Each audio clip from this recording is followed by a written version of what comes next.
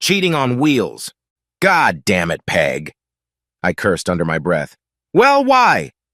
I have to admit, I saw this coming a long time ago and kind of knew the answer, but to actually witness it is an entirely different matter. Honestly, it hurt like hell. And she's going to cheat with this asshole? No kidding. What the hell does he have that I don't? Unless you count the fact that he's younger than me, handsome, rich, athletic, famous, outgoing, he really has nothing to offer. At this point, I ordered my inner monologue to shut up and then punched him in the face. The point is, Peggy and I are married, and that implies certain vows. If she wanted to sleep with other guys, she should have demanded a divorce or an open marriage or something. Enough. There is no excuse for cheating in my book. That's why I was seething with righteous anger as I watched her slip out the side door in the company of a tall, muscular copyright infringer. Yes, I recognized this guy. Even with his fake beard hiding his face, you couldn't mistake this Hulk-like figure. Randy Horse Muller. No doubt about it. He should have dressed in a fucking Mack truck suit to really hide his pumped-up physique. Peggy's Catwoman-style outfit, on the other hand, was even less disguising, considering she chose a lecherous version of Halle Berry. In my opinion, this is the least sexy incarnation of the famous supervillain, but the arms are exposed most blatantly. This is more than just leather pants, bra, and cat ears. Meow. Before closing the door behind him, Blackbeard Randy took a quick look around to make sure no one had noticed their exit. Apparently, he was satisfied that they had managed to slip out unnoticed.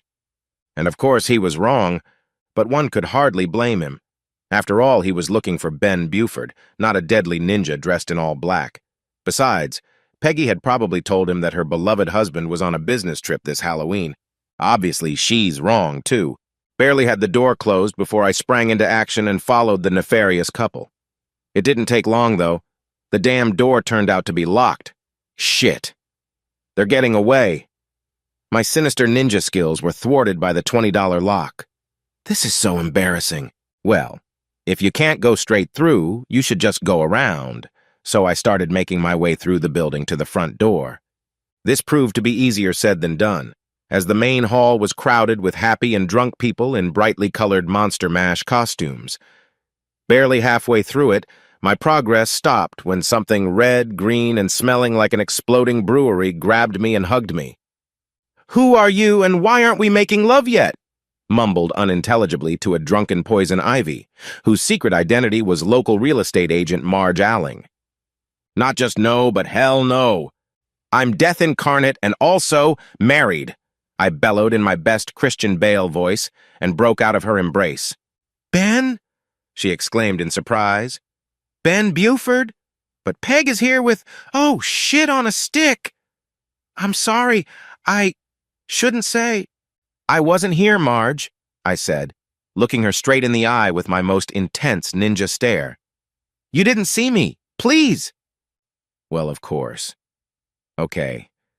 Whatever you say. But Ben? Yeah? If Randy doesn't kill or maim you too badly, do you want to, well, hang out later? I don't have anything under that. I quickly turned and disappeared into the crowd again, Shadow Warrior style. No, I didn't run. Ninjas are completely fearless and never run away. I just hurried in the right direction. No, really. When I finally made my way through the crowd to the parking lot, I realized that even the fearsome strength of the deadly warrior wasn't enough. The birds had slipped away. The empty space where Randy's car had been was like a big neon sign. All I could do was stare out into the moonlit night. Somewhere out there, my wife is in the process of destroying our marriage, and I have no idea where the villains have moved to consummate their unholy union. The hidden GPS tracker in Peggy's car was as useful as Lindsay Lohan's brain, since the fugitives are in Kanye's car. I cursed myself for not installing a GPS on Randy's car. "Great job," I muttered to no one in particular as I walked to my rental car. Maybe I should have shown up in a Mike Hammer outfit instead. At least I'd have a gun to shoot myself with. Lost in the despair of the moment, my mind went back to that fateful day when I first learned of my beloved wife's nefarious intentions. That day, while rummaging through the bedroom, hunting for a pair of clean socks, I overheard Peggy and Hannah gossiping outside in the garden. You won't believe how good he is, Peg, Hannah said impatiently. And another thing, he can go on for everything. I'm telling you, he turned me into a puddle of quivering jelly before he was even half done. It was amazing. Both giggled loudly like a couple of idiots. I was just about to stick my head out the window and announce my presence with a loud boom. But what Peggy said next stopped me. You know, she sighed, I could totally flirt, as you say. Turning into a puddle sounds tempting. But you got Ben. Don't you do it the same way? Of course we make love, just not as mind-blowing as you're describing. I mean, we've been married 20 years to yell so loudly. It's only natural that over time some of the passion goes away. I love him fondly and can't imagine a better husband, but I'd still like to go out once. Go out! Hannah blurted out. There's a solution. You should have an affair, Peg. Not in this lifetime. Jesus Christ, Hannah. You know how jealous Ben is. He'll divorce me immediately, maybe even shoot me. If he finds out, maybe, Hannah replied. But who's to say he'll find out? You just have to make sure that doesn't happen, don't you? Peggy didn't answer for a few seconds, and I cherished the hope. But then stupid Hannah threw out her ace. Randy wants you, Peg. He's asked about you a couple times. Really? Peggy asked, a little too interested. Really? He spotted you at the fair and asked me about you. Say the word and I'll arrange a date. Come on, Peg. Life is short. Have fun. That was all I heard because at that moment 2 more of their friends showed up, and apparently these 2 hadn't gone crazy yet. I quietly walked out of the bedroom with my head filled with new thoughts and emotions. Peggy wants to change? My Peggy? Well, I'm certainly not going to stop her. In fact, quite the opposite. In my opinion, intent to change is already reason enough for divorce, so the only one who can stop Peggy from killing our marriage is Peggy herself. And I don't want to live for years in a fog of mistrust, so I decided to escalate the problem and give her an opportunity. In other words, I was going to give her a rope long enough to hang herself with and then see what happens. Either she would remain faithful or she wouldn't. And if not, I wanted proof as soon as possible. I'll spare you the trivial details of how I on Peggy's phone and a GPS tracker in her car. Finally, as part of my plan, I let her know that I would not be able to attend the annual Halloween party this year due to an emergency business trip. This event was a conscious choice on my part. Halloween is the only time of year when people have a legitimate reason to walk around putting on someone else's face, making it the perfect time for cheaters to meet without the need for hotel rooms or deserted locations. As I expected, the 2 fools saw this as an opportunity not to be missed, and Peg made plans to meet Randy at the party. Needless to add that I'm going to covertly attend and catch them in the process, and that's the reason I'm sitting in a rental car, dressed as Karigi Scary, and without a single damn idea what to do next. Having set the trap on my wife, I actually handed it over to Randy gift-wrapped and ready to use. He's probably making love to her right this very moment, but always remember, the true power of the Shadow Warrior is not in his deadly kung fu or destructive weapons. It's in his ability to think creatively and turn defeat into crushing victory. It suddenly hit me. Peggy has an Achilles heel, her phone. To thwart my efforts, she may ditch her car, but she's not going anywhere without her precious phone. In this gadget, she stores her entire life. Calendar, contacts, email, social media, and more. It's always on the nightstand when we make love. It's with her, in the bathroom when she goes to the restroom, and it's attached to her arm when we jog. Her little gadget may turn out to be my best ally. I started with the obvious. I called her. It was ringing, but there was no answer. Not to say I expected anything different. No one wants to be disturbed during illicit lovemaking. But at the very least, it confirmed that her phone was on. Awesome. Apparently, the ninja gods are on my side.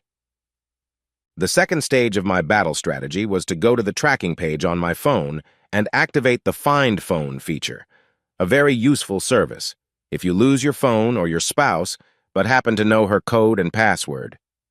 A few minutes later, I received a map with her current location in the surrounding area. This is a place I knew well as a kid. Lavers Point is a place for lovers. I have to say, Horsebrain seems like a very classy guy. Rich as hell, but too cheap to even hop into a hotel room to ruin my marriage. Instead, he drove Peggy to Lavers Point and is probably going to sleep with her in the car like some teenager. Not that I'm complaining, mind you. After all, it's made my task so much easier since I can catch my cheating wife red-handed without breaking into a hotel or trespassing on private property. Just open the car door, take a few pictures of Peggy, and I could head to the lawyer's office. It was at this point that I suddenly remembered the third way I could use her phone, the spy I had installed. I quickly called her again with the hashtag and activation code added. At first, only beeps and clicks were heard, but then Peggy and Kanina's voices came from the speaker. Oh my God. Hannah wasn't exaggerating. You're huge, Randy. And it's all for you, Tiny. I could taste the vomit in my mouth. Sweetie, did he just call my wife a teddy? I chuckled. There's a capital offense going on out there.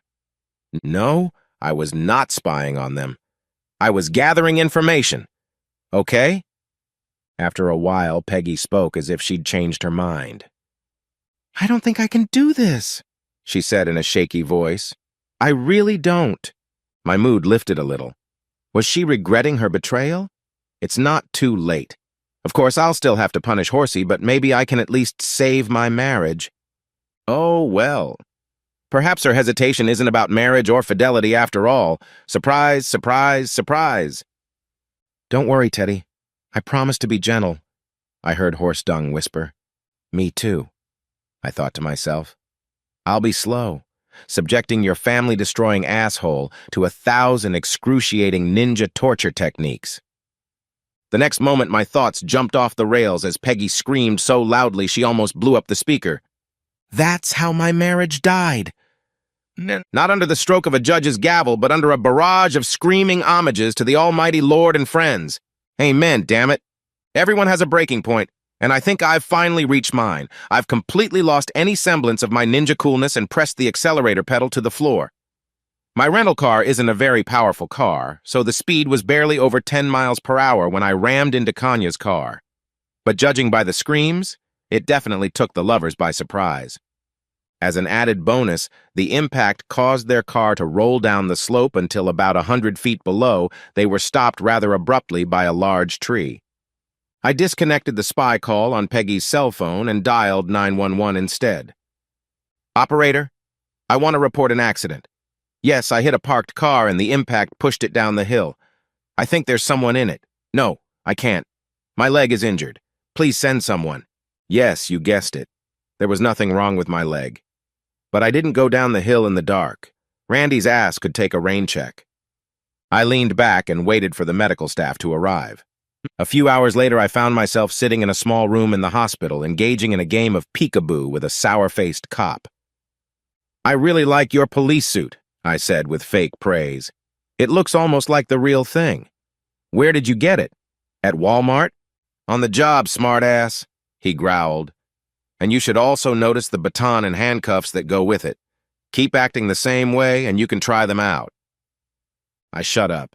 Even a deadly and fearless shadow warrior must choose his battles wisely. Really? You actually expect me to believe like you had no idea your wife was making love to her lover in the car the moment you accidentally hit her and pushed her down the hill? I put on my most sincere expression and repeated my statement. As I said, I was on the lookout for my wife, fearing for her safety. I was tracking her cell phone, and I think I got too distracted while driving to look at the map. Didn't see the car until it was too late. It was dark, and there were no lights. And you didn't know anything about the lover? He sighed. Well, of course I knew, I replied with a smile. Peg and I have an open relationship. You know, keeping things fresh after years of marriage. You don't know it unless you do it yourself, as they say. I winked at him conspiratorially. He frowned and closed his notebook. Not the laptop kind of notebook, but a real honest-to-goodness moleskin paper notebook. Okay, Mr. Buford. That'll be all for now. Thank you for your cooperation, and please don't leave town for the next few days. I may have more questions. I left the annoying company of the law and went to the head nurse's office to inquire about the condition of my promiscuous wife and horse breath. She wasn't too friendly at first. I am indeed forbidden to disclose information about patients, Mr. Buford. Ben Buford at your service. I pulled my driver's license out of one of my secret ninja pockets. I was in the same accident as my sister and her boyfriend. Please, I'm very worried, and I need just a little bit of information to reassure my sick mom. We're a close-knit family, you know, and she's terribly upset. Oh, I see. So you are related to Margaret Buford, she said with a smile. Peggy, yes. Blonde, 6'2", dressed like Catwoman. How is she? Can I see her? Of course, Mr. Buford. Fortunately, your sister escaped physical but suffered severe emotional trauma, forcing us to treat her. She was splattered with blood from her fiancé, who was injured, and she seems to have a great fear of blood. Right. She's afraid of blood, too, but she's also a vegetarian. The nurse sighed and made an entry in her journal. I'm so glad to hear your sister's okay. What about Kanya? Randolph? The nurse lowered her gaze. Alas, Mr. Muller was not so fortunate. I'm afraid he's lost his manhood. His what? The upper part of his friend. Yes, that seems to be unfortunately the case. We believe your sister was doing him good when your car crashed into them, causing him to be badly injured. The ambulance staff was unfortunately unable to find the missing tissue. She literally chewed the dude out? Basically, yes. I guess you could say that. I was trying very hard not to laugh, and the nurse misinterpreted my grimace as grief. Oh, don't despair, Mr. Buford. Your friend may no longer be able to procreate in the usual way, but that doesn't mean he can't become a father. Oh, God, that was too much. If I don't laugh soon, I'm going to have a brain hemorrhage. I did my best to apologize. Pete, sorry, sister. Too much. I need some fresh air. Please forgive me. Me. I stumbled and ran for the door. No problem, Mr. Buford. I'm sorry for the bad news. I heard her comforting words as I rushed through the lobby. I barely made it outside and rounded the corner of the building before bursting into a fit of laughter. This was too good. All for a $400 deductible for the dents in the front on my rental car. 5 minutes later, I was back at the hospital and headed for Peggy's room with my eyes still swollen with laughter. She seemed to be asleep, but when I touched her arm, she immediately opened her eyes. Oh, Ben, she cried out and hugged me tightly. I'm so sorry, my love. I held her tightly against me for a while, stroking her hair. It's okay, I said quietly. But what happened? I thought you were at the Halloween party tonight. I was, but I felt sick and wanted to go home, so Randy offered me a ride. On the way, we got into a car accident.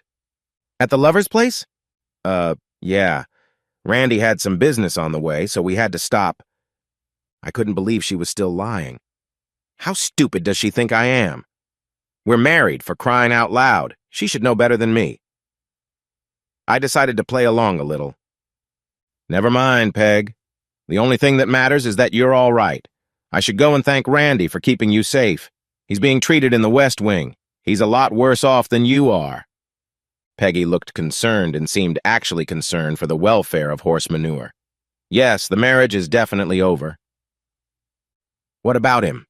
She asked. Apparently he's a head shorter now, I giggled. Peggy stared at me in horror.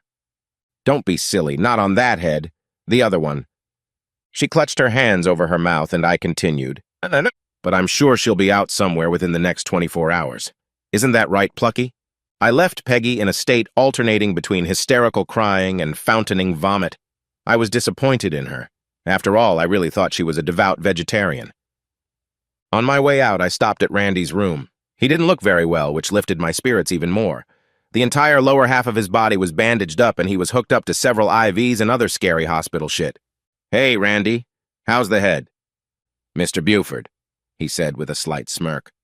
What can I do for you? Look, let's not beat around the bush, okay? The fact is, earlier this evening you made love to my wife. A gentleman would never admit to that, he said with a grin that would normally have pissed me off. Look, Randy, I get it. You were too full of hormones and you lost your head. It could have happened to anybody. I'm glad you understand, Mr. Buford, he said, somewhat puzzled. Of course I understand, Randy. And I don't see why this minor incident should bump our heads together. I couldn't agree more, Mr. Buford. Life's too short to keep bumping heads over little things. I understand, but why do you keep mentioning the head?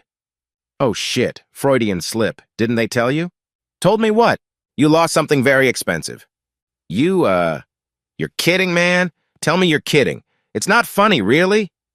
I'm sorry, Randy. You seem to have lost your head, but I hear you still have a lot of extra centimeters.